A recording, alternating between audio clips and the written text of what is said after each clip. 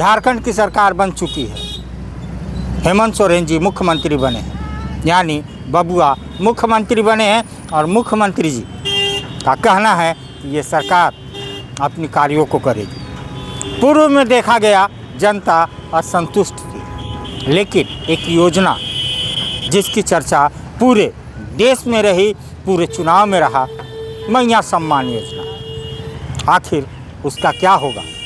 क्योंकि 2500 रुपये देने का वादा था दिसंबर माह से, लेकिन लाभुकों के खाते में 2500 रुपये नहीं पहुँचे। बहुत सारे लोगों के खाते में पैसे नहीं आ रहे, अलग अलग तरह की बातें की जा रही है। तो मैया सम्मान योजना जिससे सरकार बनी है, क्या उन मैयाओं को मिलेगा सम्मान? मिलेगा 2500 रुपये? तो जनता या वो लाभुक इंतज़ार कर रहे हैं उस 2500 रुपये की, लेकिन खाते में अभी तक नहीं आया। वित्त मंत्री हमारे साथ हैं, चुन्नू राम जी को वित्त मंत्रालय मिला है, हेमंत सरकार ने उन पर भरोसा दिखाया है। आइए हम वित्त मंत्री से ही जानेंगे कि आखिर वित्त पे इतना बड़ा बोझ, यानी 12.5 अरब रुपए की बोझ कैसे वहन कर पाएगी सरकार, और क्या है इसकी योजना। आइए हम चुन्नू राम जी से बात करेंगे। आया है और उसमें ये व्यवस्था की गई मैया सम्मान योजना फेज 2 के लिए भी कि कितनी राशि का अनुपूरक बजट लेना है। लगभग 6000 करोड़ रुपया मैया सम्मान योजना के लिए कर्णांकित किया गया और उसे सर्वसम्मति से पारित भी कर दिया गया। तो जो प्रशासनिक प्रक्रिया थोड़ा सा समय लगेगा, ऐसा नहीं है कि सरकार ने घोषणा किया और वो करना नहीं चाहती है। हेमंत सोरेन की सरकार की खूबी यही है कि वो जो कहती है वो करके दिखला देती है। थोड़ा प्रशासनिक स्तर पर प्रक्रियाओं में विलंब हो सकता है, लेकिन बहुत जल्द उनके खाते में पैसे चले जाएंगे। 12.5 अरब इस योजना में खर्च होने वाला है। अगर 50 लाख लोग को देते तो क्या इसके लिए झारखंड सरकार खर्च को वहन करने के लिए तैयार? और क्यों नहीं? पूरे देश में सबसे ज्यादा खनिज संपदा हमारे राज्य में, जितने भी खनिज संपदाएं हैं उसका 40% स्टोरेज झारखंड में, कोयला से, मैग्नेटाइट से, ग्रेफाइट से लेकर के जो भी बात कर लीजिए, जो भी माइंस मिनरल्स हैं। तो एक इच्छा शक्ति अगर पूर्व की सरकार की होती, जब ये राज्य अलग बना था, और राज्य अलग बना था उससे लेकर 13 वर्षों तक भारतीय जनता पार्टी का शासन रहा। आप एक प्रश्न कर सकते हैं कि आप भी शासन में रहे, क्या किए? मैं आपको इस नजरिए से, झारखंड रूपी एक बालक का जन्म होता है तो उसके स्वास्थ्य का ख्याल उसी समय से किया जाना चाहिए था। यानी कि वो 13 वर्ष जब बालकाल के अवस्था में था झारखंड, तो क्या प्रायोरिटी होगा, कैसे हम मजबूत करेंगे, कैसे हम किन प्राथमिकताओं के आधार पर पैसा खर्च करेंगे, किस सब्जेक्ट के ऊपर। अब उसके बाद हम रेवेन्यू कैसे प्राप्त करेंगे। जब हम योजना बनाकर खर्च करेंगे तो उस योजनाओं के क्रियान्वयन के लिए हमको पैसे की भी आवश्यकता होगी। लेकिन दुर्भाग्यवश इस सब्जेक्ट पर भारतीय जनता पार्टी नीति वाली सरकार ने कोई कार्रवाई नहीं की। ये फर्स्ट टाइम हेमंत सोरेन सरकार का जो सेकेंड पार्ट है, अब इस बात पर फोकस हो रहा है कि जो मैया सम्मान योजना के लिए 50 लाख लाभान्वितों को जो 2500 रुपया प्रति माह दिया जाना है, उसके लिए धनराशि कैसे उपलब्ध कराया जाए।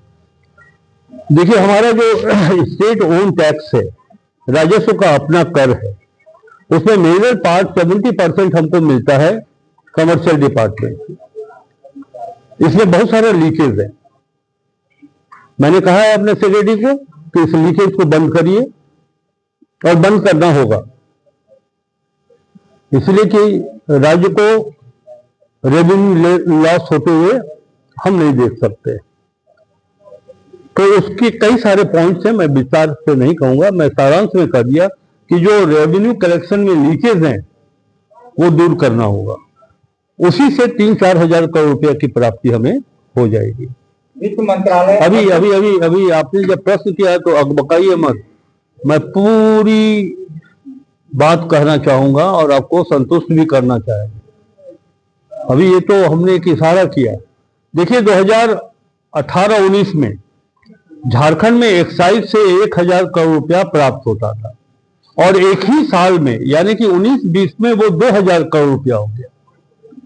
जब 1000 में 1000 का जंप हुआ है कलेक्शन में, 1000 से बढ़ के 2000 हो गया, तो 19 के बाद ये 25 है, 4-5 वर्षों में तो उसमें और इंक्रीजमेंट होना चाहिए था। क्यों नहीं इंक्रीजमेंट हुआ? 2000 पर क्यों रुक गया? हम एक्साइज से 4000 करोड़ रुपया प्राप्त कर सकते हैं।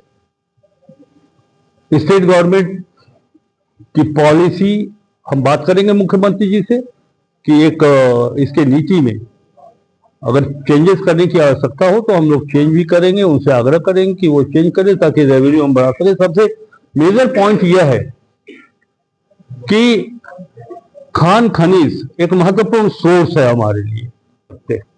आपको जानकर आश्चर्य होगा, जब मैंने रिव्यू करना शुरू किया तो ज्ञात हुआ कि खनिज संपदा के माध्यम से इस राज्य को 11,000 करोड़ प्राप्त होता है, जबकि उड़ीसा राज्य को 45 से 50,000 करोड़ रुपया प्रति वर्ष प्राप्त होता है। हमारे जितना माइंस मिनरल समान है, भौगोलिक क्षेत्र भी उनके खनिज का उतना नहीं है जितना झारखंड के पास। जब वो 40-45 हजार करोड़ रुपया ले सकता है तो झारखंड क्यों 11,000 करोड़ पर सीमित रहेगा? इसलिए आपने जो प्रश्न किया आप उसका उत्तर करते हैं कि कहां से आएगा। ये चुनौती भरा काम जरूर है लेकिन इम्पॉसिबल नहीं है।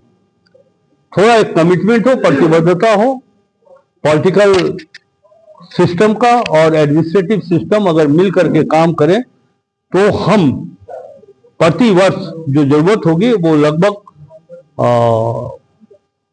जो अभी दिया जाने वाला है 2,500 रुपया पर बेनिफिशियरीज को, तो ये लगभग 18,000 करोड़ रुपया खर्च होगा।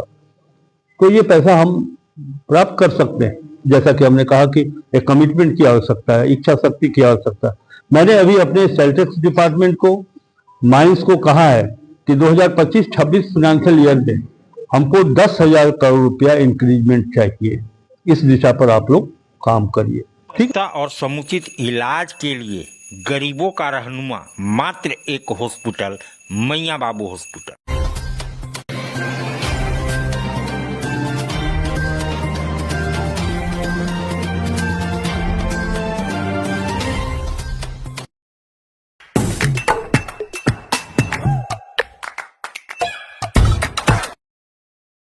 आज आप दिल्ली दरबार आए हैं। दिल्ली दरबार अपने आप में पूरे डाल्टनगंज को समेटने के लिए तैयार है, क्योंकि गांधी उद्यान पार्क में दिल्ली दरबार जब से आया है रौनक बढ़ गई है।